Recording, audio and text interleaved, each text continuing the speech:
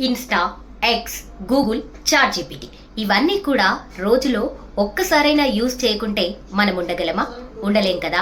మరైతే ఇవన్నీ కూడా అమెరికాకి సంబంధించిన కంపెనీలు. అయితే భారతివి వినియోగించకుండా అమెరికా అధ్యక్షుడు ట్రంప్ బ్యాన్ విధిస్తే ఎలా ఉంటుంది అంటూ ఒక కొత్త డౌట్ ని లేవనెత్తారు ప్రముఖ పారిశ్రామికవేత్త RPG group chairman Harsh Goenka.